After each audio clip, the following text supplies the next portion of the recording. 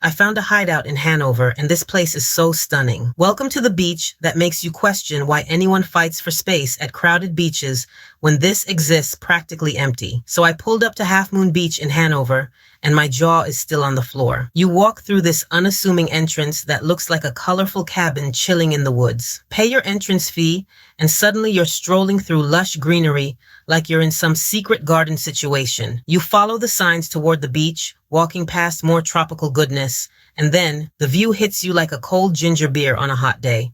The sand is white and soft. The water? That turquoise is so ridiculously bright, it looks fake. But I promise you, this is 100% real.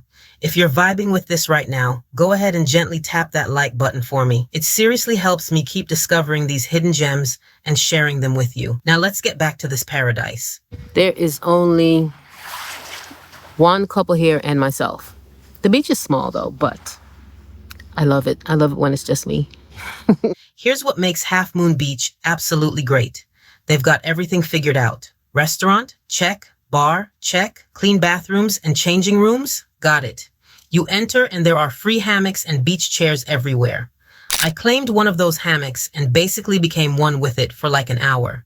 Just me, the breeze, and zero stress. On my way to Westmoreland, I decided to stop here. And it is deserted. It is beautiful. I love it. As you can see, I found a hammock.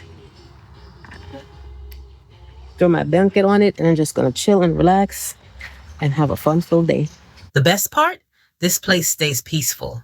No aggressive vendors, no large crowds, no loud music competing with the waves, just pure, uninterrupted island time. It's like someone created a cheat code for the perfect beach day, and somehow people are missing out on it. After all that hammock therapy, my stomach started calling the shots, so I hit up the restaurant, got myself some jerk chicken and a virgin pina colada. Then the Jamaican rain decided to roll in, which was basically nature's way of telling me it was time to head to my next adventure in Westmoreland. But honestly, I wasn't even mad about it. Look, Half Moon Beach is where you go when you're tired of fighting crowds for a spot to lay your towel.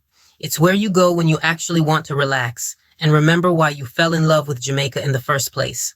The ocean, the vibes, the peace, it's all right here. So next time you're planning your Jamaica trip, skip the overcrowded spots and come here instead. Your stress levels will thank you.